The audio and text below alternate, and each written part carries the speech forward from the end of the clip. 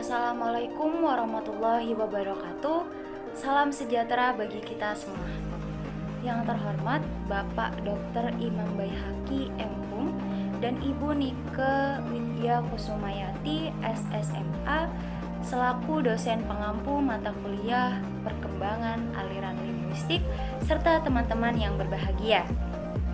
Pertama-tama, marilah kita panjatkan puji syukur kepada Allah Subhanahu wa Ta'ala karena telah memberikan rahmat kesehatan dan keselamatan sehingga kita dapat berkumpul di ruang maya pada pembelajaran mata kuliah perkembangan aliran linguistik kali ini. Pada kesempatan ini, kami dari kelompok 4 akan menyampaikan materi mengenai tata bahasa kasus. Sebelumnya, perkenalkan nama saya Sabrina Maulida yang akan bertugas sebagai moderator pada presentasi kali ini. Adapun anggota kelompok kami yaitu kelompok 4, yang pertama ada Saudara Andonowari dengan NIM 2101420095, kemudian ada Saudara Leo Fernando dengan NIM 2101420096, lalu ada saya sendiri Sabrina Maulida dengan NIM 2101420097, kemudian Saudari Iva Aulia Husnuria Salsabila dengan NIM 2101420098, lalu ada Saudari Putri Karunia Wulandari dengan NIM 2101420099, lalu ada Saudari Anissa Lutfi Nisrina dengan NIM 2101420100, dan yang terakhir ada Saudari Dita Eka Jayanti dengan NIM 2101420101.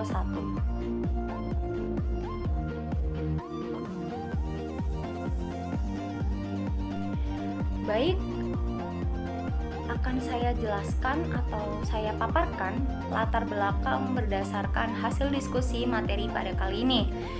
Dunia ilmu atau yang termasuk linguistik bukan merupakan kegiatan yang statis, melainkan merupakan kegiatan yang dinamis, yaitu berkembang terus sesuai dengan filsafat ilmu itu sendiri yang selalu ingin mencari kebenaran. Linguistik struktural lahir karena tidak puas dengan pendekatan dan prosedur yang dipakai oleh linguistik tradisional dalam menganalisis bahasa. Sekian puluh tahun linguistik tradisional dengan berbagai modelnya populer sebagai satu-satunya aliran yang banyak diikuti dalam menganalisis bahasa. Kemudian, para ahli linguistik merasa bahwa metode struktural juga banyak kelemahannya, sehingga ahli linguistik mencoba merevisi metode struktural itu. Nah, revisi itu melahirkan aliran yang agak berbeda. Meski masih banyak persamaan, perubahan total terjadi dengan lahirnya linguistik transformasional yang mempunyai pendekatan berbeda dengan linguistik struktural.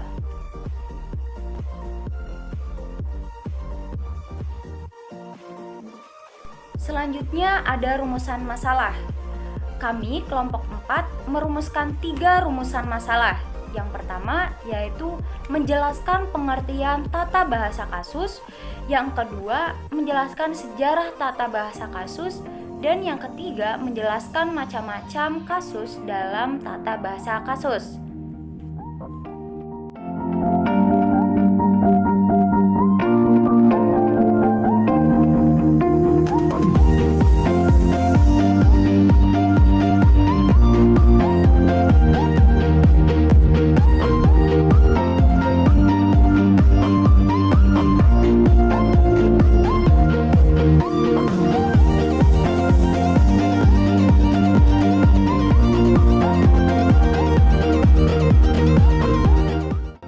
Pengertian tata bahasa kasus.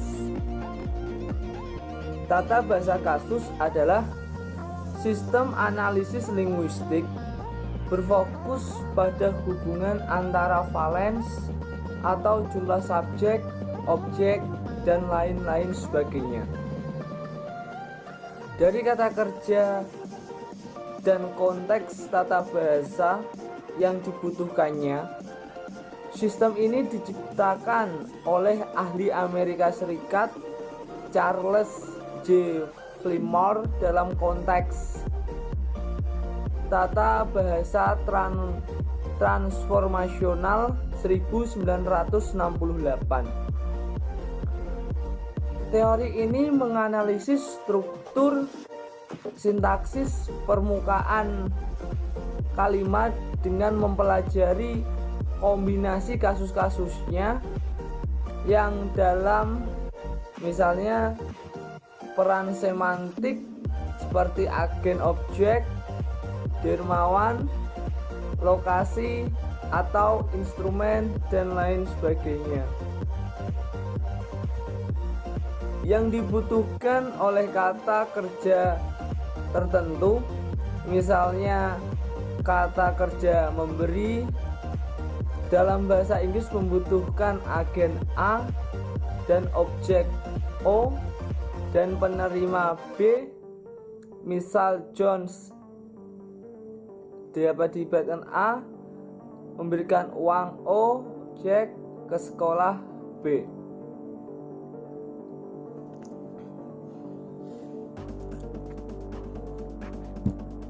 Tata bahasa kasus merupakan suatu pendekatan tata bahasa yang memberi penekanan pada hubungan-hubungan semantik dalam suatu kalimat.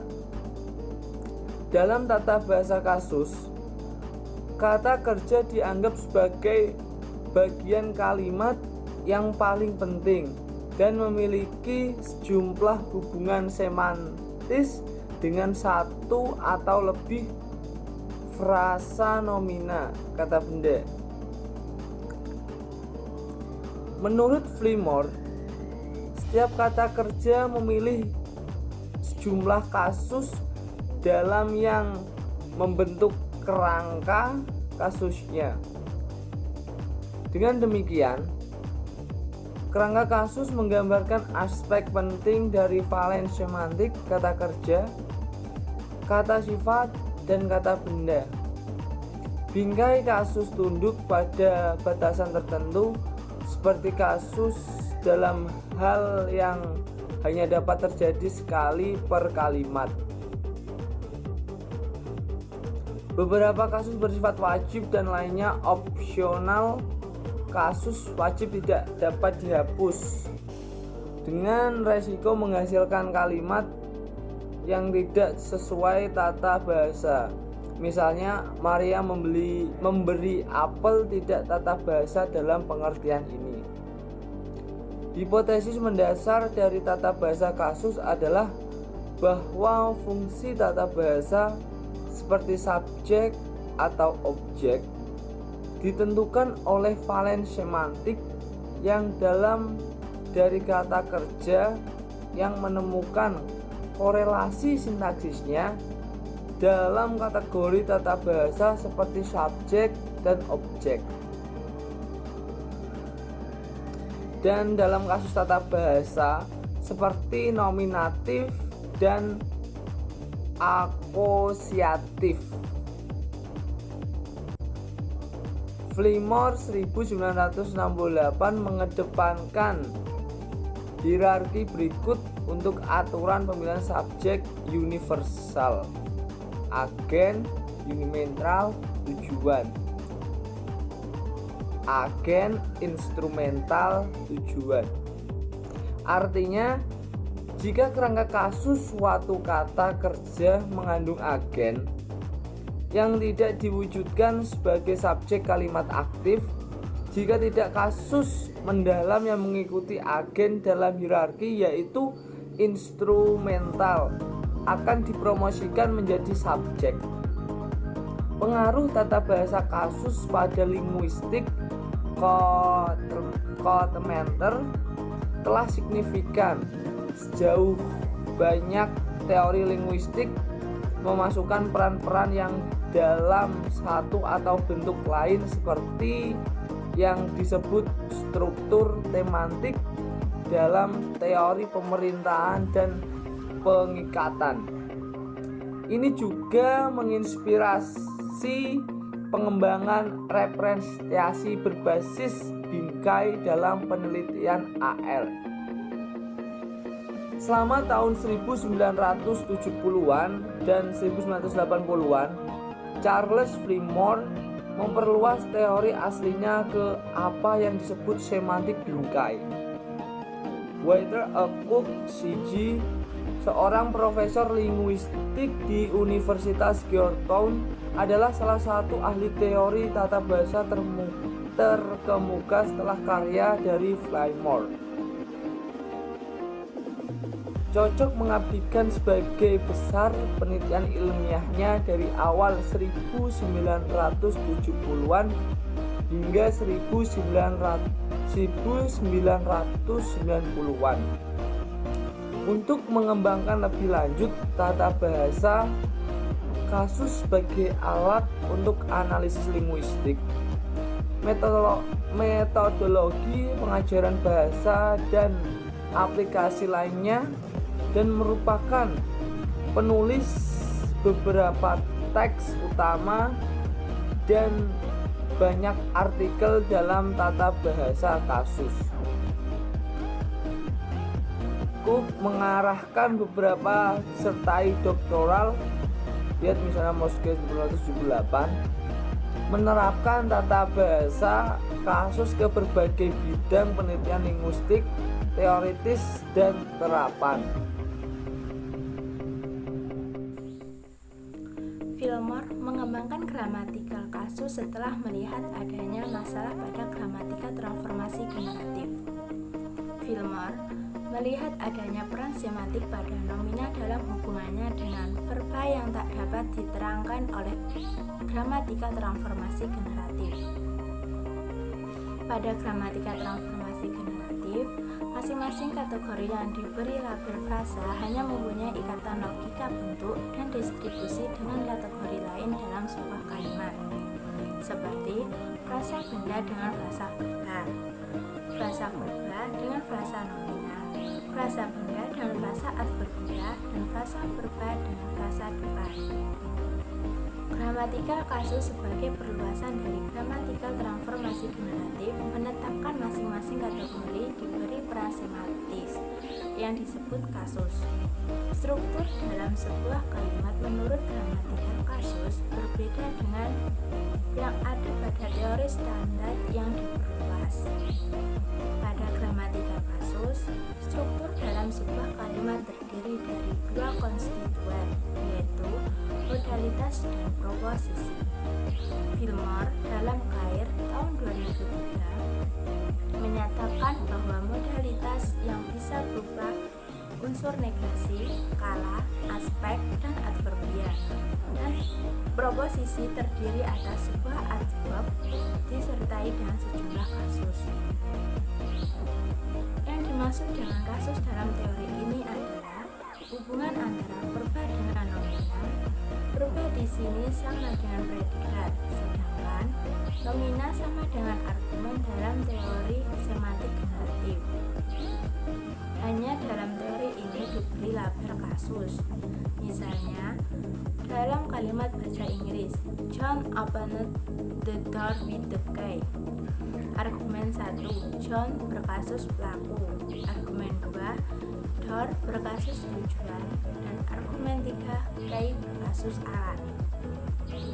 Fillmore menjelaskan posisinya lebih lanjut tentang gagasan kasus batin sebagai dasar untuk menerangkan berbagai fungsi frasa nomina dalam kalimat-kalimat.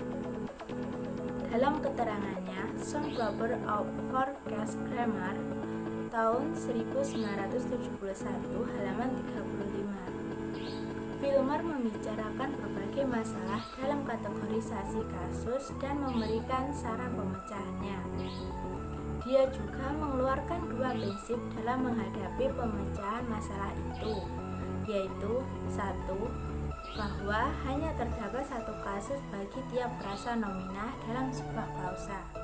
2. Bahwa jika kita ambil sebuah predikator yang secara intuitif dilihat sebagai memberikan fungsi-fungsi semantik pada frasa nomina yang terdapat pada posisi sintaktik tertentu terhadap predikator itu, mestilah ada suatu batas dalam menggolong-golongkan fungsi semantik itu, tempat dan objektif.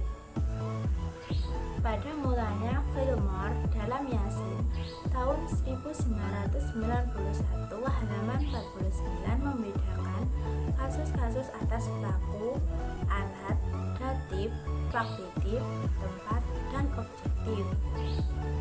Kemudian pada tahun 1971 Fillmore mengadakan perubahan pada pembedaan kasus-kasus yang mulanya dibagi atas 6 kasus setelah dikembangkan menjadi 10 kasus. Di dalam daftar kasus yang baru, kasus datif dan faktitif tidak dimunculkan lagi.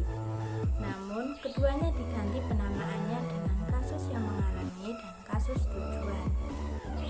Proposisi yang menggabungkan dengan kategori-kategori benda disebut penanda kasus yang disimpulkan dengan K.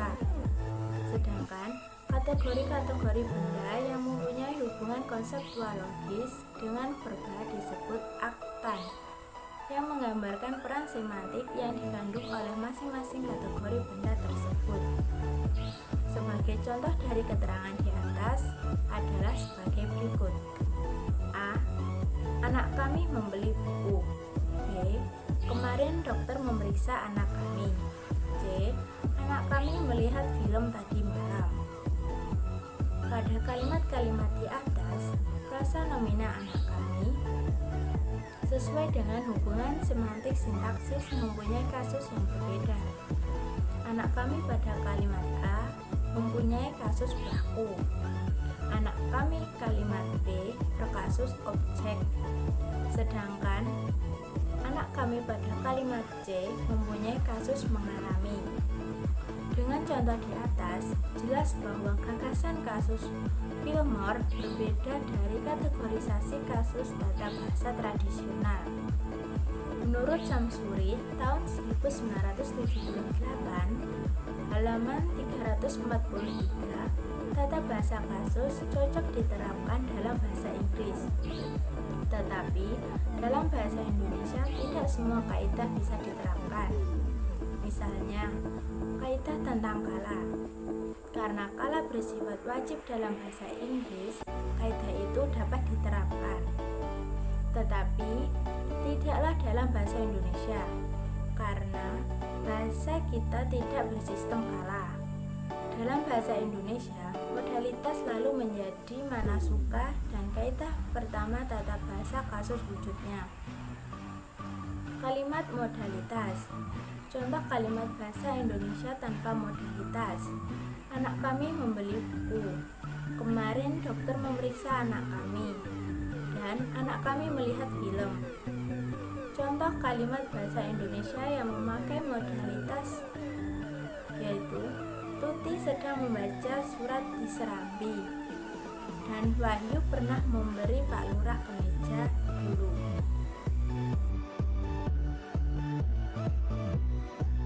Sejarah tata bahasa kasus.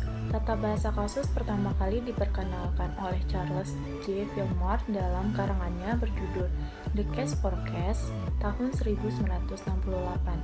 Menurut Shire 2003, tata bahasa kasus merupakan suatu modifikasi dari teori tata bahasa transformasi yang memperkenalkan kembali kerangka kerja konseptual hubungan-hubungan kasus dari tata bahasa tradisional, tetapi memelihara serta mempertahankan suatu pembedaan antara struktur dalam dan struktur permukaan dari tata bahasa generatif, dengan catatan bahwa kata dalam di sini mengandung pengertian dalaman semantik atau semantik deep, menurut Tarigan 1989.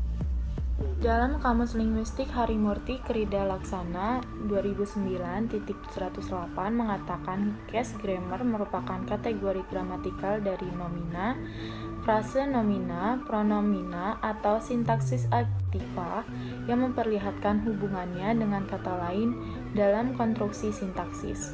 Fillmore mengembangkan gramatika kasus setelah melihat adanya masalah pada gramatika transformasi generatif. Fillmore melihat adanya peran semantik pada nomina dalam hubungannya dengan verba yang tak dapat diterangkan oleh gramatika transformasi generatif. Pada gramatika transformasi generatif, masing-masing kategori yang diberi label frasa hanya mempunyai ikatan logika, bentuk, dan distribusi dengan kategori lain dalam sebuah kalimat, seperti frasa benda atau disebut FB dengan frasa verba atau disebut FV, frasa verba atau disebut FB dengan frasa nomina atau disebut FN, frasa benda atau disebut FB dengan frasa adverbia dengan disebut FA, dan frasa verba atau disebut dengan FB dengan frasa depan atau disebut dengan FD. Gramatika kasus sebagai perluasan dari gramatika transformasi generatif menetapkan masing-masing kategori diberi peran semantis atau disebut semantic role yang disebut kasus atau disebut case. Struktur dalam sebuah kalimat menurut gramatika kasus berbeda dengan yang ada pada teori standar yang diperluas atau disebut IST. Pada gramatika kasus, struktur dalam sebuah kalimat terdiri dari dua konstituen, yaitu modalitas dan proposisi. Introduction to Fillmore's Case Grammar.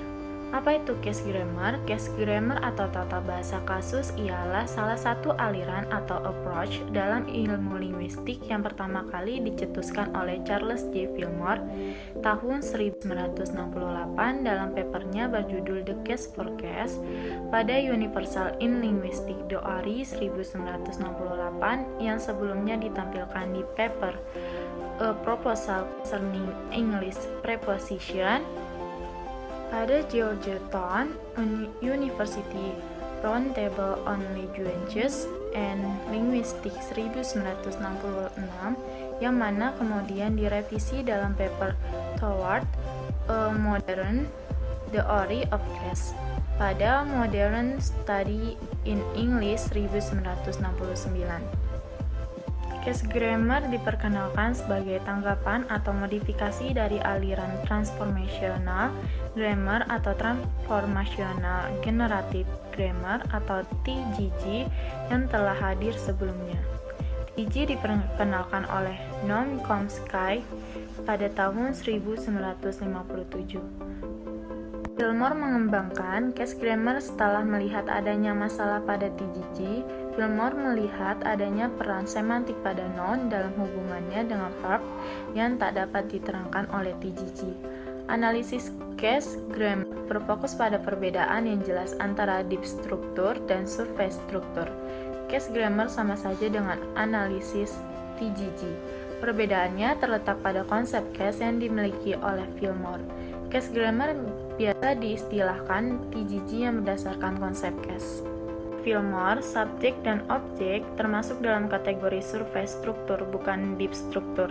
Harapan Fillmore ialah bahwa dengan membedakan antara hubungan surface dan deep struktur case, dengan menginterpretasikan subjek dan objek ke aspek surface struktur, dan dengan melihat bentuk fonetik kata benda atau noun, case system dalam ditampilkan sesuai untuk semua bahasa. Baik, dalam sejarah tata bahasa kasus terdapat jenis-jenis case dalam case grammar. Case grammar merupakan case system yang terdiri dari beberapa case. Jenis-jenis case yang dimaksud merupakan bentuk dari semantic role yang diperankan oleh setiap noun dalam kalimat, baik berposisi sebagai subjek maupun objek. Fillmore pada awalnya 1968 melis beberapa case termasuk dengan agentive, instrumental, dative, factivative, locative, dan objektif. Tapi dia mengkualifikasikan kembali bahwa case lainnya akan dibutuhkan termasuk benefitive dan lain-lainnya. Agentive. Case agentive merupakan case atau kasus yang ditunjukkan untuk pelaku atau inisiator secara sematik yang dilakukan tindakan singkat bisa diistilahkan sebagai the door of the action. Agentive case mesti selalu berposisi sebagai subjek dari kalimat aktif. Agentive digunakan untuk benda hidup, termasuk robot dan nation. Contoh agentive seperti Johann broken the window. Kalimat pertama yaitu adalah Johann masuk dalam kasus agentive. Johann dalam kalimat ini berposisi sebagai subjek kalimat. Kalimat kedua adalah by Johann masuk dalam kategori agentive yang mana berposisi sebagai professional base.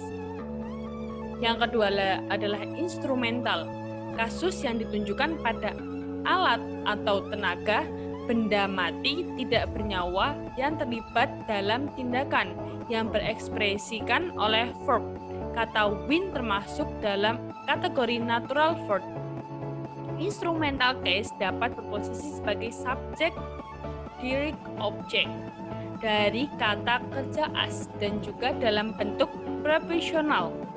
Penanda dari instrumental case ialah prepositional by jika tidak terdapat agentive case dalam kalimat with jika terdapat agentive case.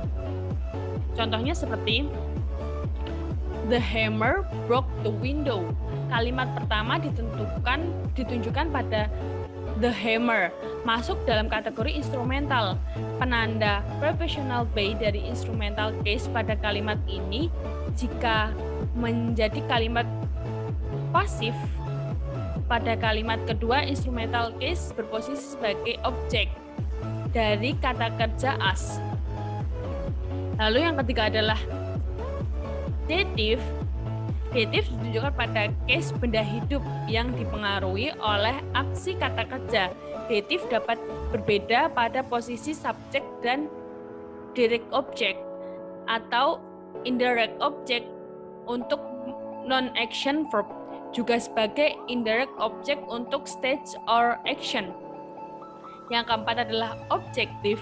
The objective ini karena terdapat fictive case dalam daftar case dan disebut oleh Fillmore. Fillmore mengatakan bahwa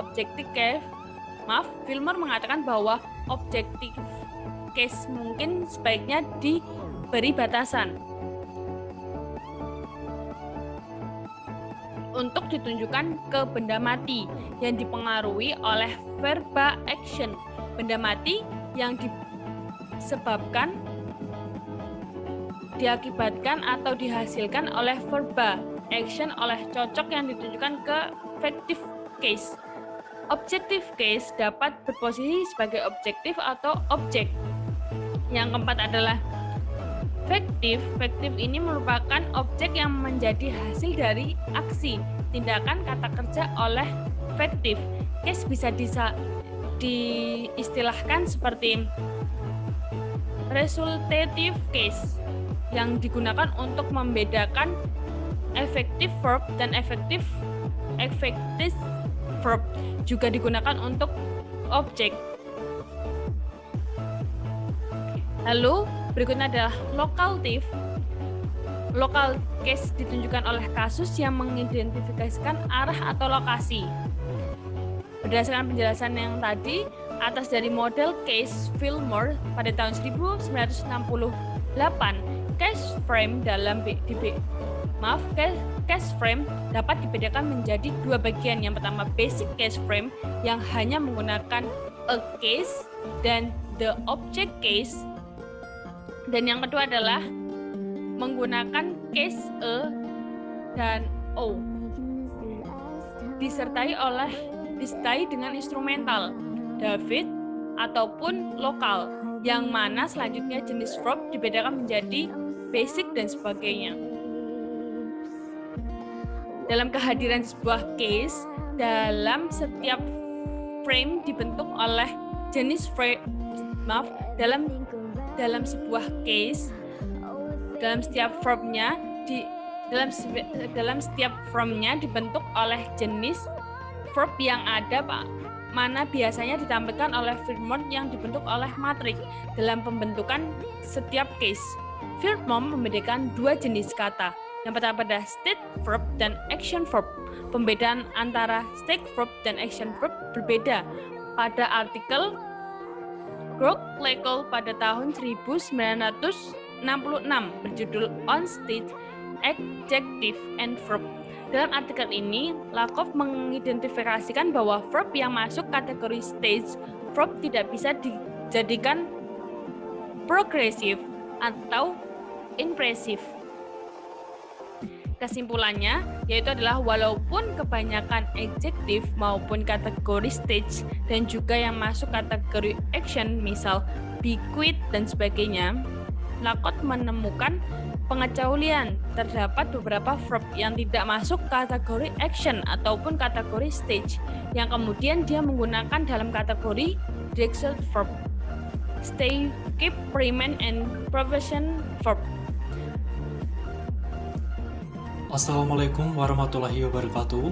Perkenalkan, saya Leo Fernando dengan NIM 21014200096. Di sini saya akan menjelaskan mengenai contoh analisis bahasa dalam kalimat sederhana.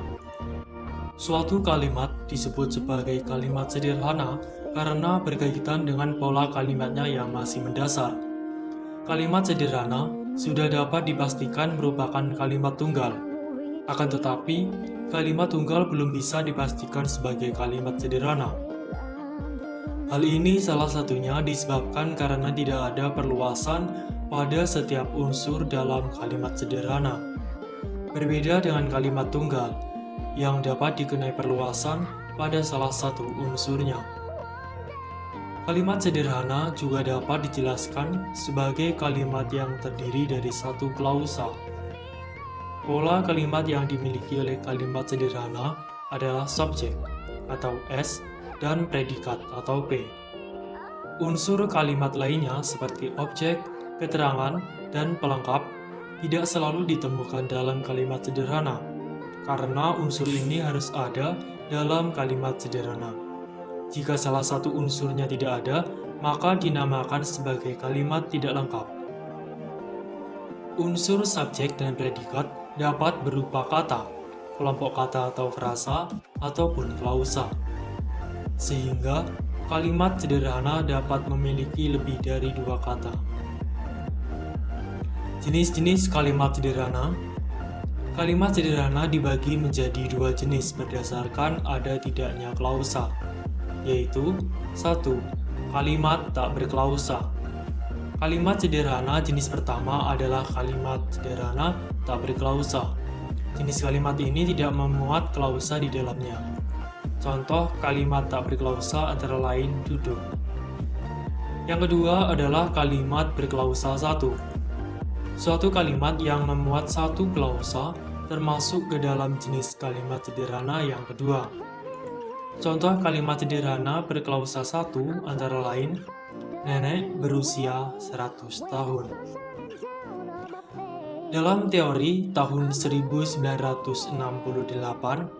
Fillmore tidak membatasi jumlah kasus, tetapi dalam versi 1971 dibatasi dengan kasus agen atau pelaku, experience, objek atau tujuan, means atau cara, source, goal, and referential.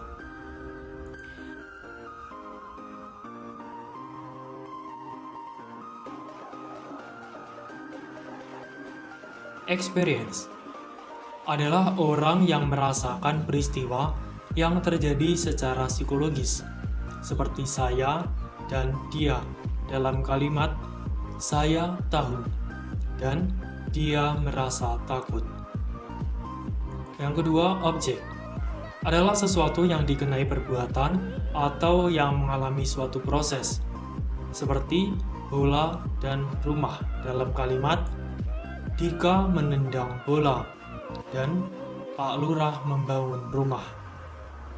Yang ketiga ada source atau keadaan, tempat, serta waktu yang sudah. Seperti Bandung dalam kalimat bus itu datang dari Bandung. Yang keempat adalah goal yakni keadaan, tempat, atau waktu yang kemudian. Seperti guru dalam kalimat dia menjadi guru. Yang terakhir adalah referensial, adalah acuan seperti Husin dalam kalimat Husin temanku. Preposisi yang menghubungkan verba dengan kategori-kategori benda disebut penanda kasus yang disimbolkan dengan K. Sedangkan kategori-kategori benda yang mempunyai hubungan konseptual logis dengan verba disebut aktan, yang menggambarkan peran semantis yang dikandung oleh masing-masing kategori benda tersebut. Sebagai contoh dari keterangan di atas adalah berikut ini. Anak kami membeli buku. Kemarin, dokter memeriksa anak kami. Anak kami melihat film tadi malam. Pada kalimat-kalimat tersebut, frasa nomina anak kami sesuai dengan hubungan sintaktik mempunyai kasus yang berbeda. Anak kami pada kalimat mempunyai kasus pelaku A. Anak kami pada kalimat B berkasus objek O. Sedangkan anak kami pada kalimat yang terakhir adalah mempunyai kasus mengalami P. Dengan contoh di atas, jelas bahwa gagasan kasus Fillmore berbeda dari kategori kasus tata bahasa tradisional. Menurut Samsuri, pada tahun 1978, tata bahasa kasus cocok diterapkan dalam bahasa Inggris. Tapi dalam bahasa Indonesia, tidak semua kaidah bisa diterapkan. Misalnya kaidah tentang kala. Karena kala bersifat wajib dalam bahasa Inggris. Kaidah itu dapat diterapkan, tetapi tidaklah dalam bahasa Indonesia, karena bahasa kita tidak bersistem kala. Dalam bahasa Indonesia, modalitas selalu menjadi mana suka, dan kaidah pertama tata bahasa kasus wujudnya. Berikut adalah beberapa contoh analisis bahasa dalam kalimat sederhana, yang mana akan dilihat kasus-kasusnya, yaitu 1. Kasus agentif atau A. Kasus agentif adalah kasus yang secara khusus ditujukan bagi makhluk hidup yang bernyawa, yang merasakan hasutan tindakan yang diperkenalkan oleh verba. Dalam tarikan Fillmore tahun 1968. Kasus agentif mendapat pemarkah hidup yang merupakan pelaku suatu kegiatan atau yang memperkasai tindakan verba. Contoh, Marta memangkas bunga mawar. Kata Marta melakukan perbuatan memangkas atau memprakarsai tindakan memangkas bunga mawar. Yang kedua, kasus experience atau P. Kasus yang mengalami berbeda dengan kasus pelaku walaupun verba yang ada di dalam predikat adalah verba yang sama. Contoh, pendidikan kalimat berikut. Budi mendengar suara aneh dengan Budi mendengar radio.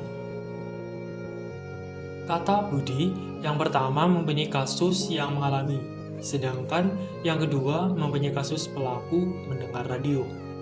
Untuk membedakan PLK dan P dapat digunakan masing-masing pertanyaan. Apa yang dilakukan PLK dan apa yang terjadi pada P? Saya akan melanjutkan pembahasan yang tadi Leo sudah bahas mengenai contoh analisis bahasa dalam kalimat sederhana dengan kasus-kasus. Di sini ada 10 kasus. Leo sudah membahas 2 kasus, yang pertama yaitu kasus agentif, yang kedua kasus aperiensi. Sebelum pembahasan, terlebih dahulu saya memperkenalkan diri. Nama Putri Karunia Wulandari dengan NIM 21014200099. Saya akan melanjutkan kasus yang ketiga, yaitu kasus instrumen. Kasus instrumen atau kasus alat instrumental ialah kasus yang berkekuatan tidak hidup atau tidak bernyawa atau objek yang secara kausal terlibat di dalam tindakan atau keadaan yang diperkenalkan oleh verba. dalam tarikan Fillmore 1968-224. Kasus ini diberi pemarkah dengan proposisi with dalam bahasa Inggris. Ini bukan berarti bahwa setiap frasa benda yang didahului oleh proposisi with adalah alat. Contohnya, John opened the door with a key. A key merupakan alat untuk membuka pintu dan menyebabkan pintu terbuka. Tetapi pada kalimat John works with a umbrella, an umbrella merupakan kasus penyerta. Selanjutnya, kasus keempat yaitu kasus objektif. Kasus objektif adalah kasus yang secara semantis paling netral. Kasus dari segala sesuatu yang dapat digambarkan atau diwakili oleh sesuatu nomina yang perannya di dalam tindakan atau keadaan diperkenalkan oleh interpretasi semantik verbal itu sendiri. Contohnya, Ali membunuh ular. Dalam kalimat Ali membunuh ular, kata ular adalah objektif. Namun, istilah objektif tidak boleh diinterpretasikan sebagai objek langsung, seperti pada tata bahasa tradisional, karena apabila disamakan dengan objek langsung, maka akan ada objek tak langsung. Padahal, gramatikal kasus tidak mengenal objek tak langsung, tetapi mempunyai nama tersendiri yang tidak dibicarakan pada saat ini. Frasa benda dalam kasus objektif tidak melakukan kegiatan atau tindakan dan tidak pula menduduki posisi kasus-kasus lain seperti alat dan sebagainya. Yang kelima, itu kasus sumber. Kasus sumber merupakan sumber atau penyebab terjadinya proses atau kegiatan atau keadaan yang dinyatakan oleh verba. Contohnya dalam kalimat gempa meruntuhkan gedung-gedung tinggi. Yang keenam yaitu kasus tujuan. Kasus tujuan lebih diartikan sebagai arah dari suatu kegiatan yang dinyatakan oleh verba. Contohnya, Jack menulis surat kepada John dan Joko menulis surat kepada Karta. Kata John dan kata Karta adalah kasus yang berbeda. Yang pertama dinyatakan sebagai tujuan, tetapi yang kedua merupakan benefaktif. Proposisi kepada dan untuk dalam hal ini membedakan peran semantik antara John dan Karta. Selanjutnya, yaitu kasus ke-7. Kasus ke-7 yaitu kasus lokatif. Kasus yang memperkenalkan lokasi, tempat, atau letak, ataupun orientasi ruang, spasi, atau tindakan yang diperkenalkan oleh verba. Contohnya, Anita mengajar di Aceh. Kata Aceh merupakan kasus tempat. Yang ke-8 yaitu kasus waktu. Waktu yang terpakai atau diduduki oleh suatu proses, kegiatan, atau keadaan yang dinyatakan oleh verba. Contohnya, Tuti datang kemarin. Kata kemarin adalah kasus waktu. Yang ke-9 yaitu kasus penyerta. Frasa benda yang mempunyai hubungan konjugatif dengan frasa benda yang ditandai dengan proposisi dengan, bersama, dan sebagainya. Contoh, MS main catur dengan Latif. Kata Latif merupakan kasus penyerta. Yang ke-10 yaitu kasus benefaktif. Nomina atau frasa, nomina yang mengacu kepada orang atau binatang yang memperoleh keuntungan dari tindakan verbal. Contohnya, ibu memberikan kepada adik. Tata bahasa kasus menganalisis bahasa dengan cara memfokuskan teorinya pada verba. Maka tata bahasa kasus ini terkadang akan sangat sulit atau tidak semua kalimat bahasa Indonesia dapat dianalisis menggunakan teori tata bahasa kasus. Karena di dalam bahasa Indonesia tidak memiliki tesis. Berbeda konteks, waktu yang ditunjukkan dalam perubahan verba seperti yang dimiliki oleh bahasa Inggris. Sekian pembahasan saya mengenai 10 tata bahasa kasus.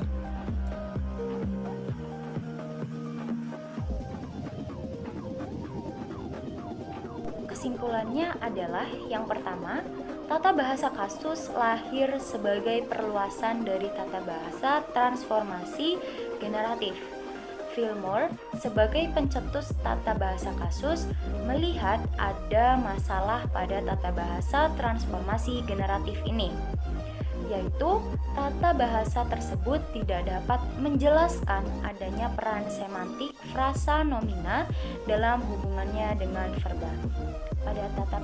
Pada tata bahasa transformasi generatif, masing-masing kategori yang diberi label frasa yang hanya mempunyai hubungan logika, bentuk, dan distribusi dengan kategori lain dalam sebuah kalimat.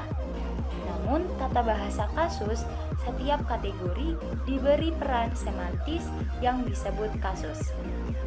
Kemudian yang kedua, pada tata bahasa kasus, sebuah kalimat terdiri atas dua konstituen, yaitu modalitas dan proposisi. Modalitas mencakup unsur negasi, skala, aspek, dan adverbia. Sedangkan proposisi terdiri atas sebuah verba disertai dengan sejumlah kasus. Kasus merupakan hubungan antara verba dengan nomina dalam sebuah kalimat. Kasus-kasus yang muncul pada tata bahasa kasus adalah kasus pelaku atau A, kasus mengalami atau disimbolkan dengan P, kasus alat yang disimbolkan dengan ALT, kasus objek yang disimbolkan dengan O, kasus sumber yang disimbolkan dengan S, kasus tujuan yang disimbolkan dengan TJ, kasus tempat yang disimbolkan dengan TP, kasus waktu yang disimbolkan dengan WK, kasus penyerta yang disimbolkan dengan PNY, dan kasus benefaktif atau yang disimbolkan dengan BEN. Baik, itu kesimpulan yang dapat saya paparkan. Saya selaku moderator dan perwakilan dari kelompok 4 ingin meminta maaf bila ada salah kata dan semoga materi yang kami sampaikan dapat bermanfaat bagi teman-teman sekalian. Sebelum presentasi ini saya tutup, bagi teman-teman yang ingin bertanya mengenai materi yang kami sampaikan, silakan mengisi forum diskusi yang telah disediakan pada Elena. Terima kasih. Wassalamualaikum warahmatullahi wabarakatuh.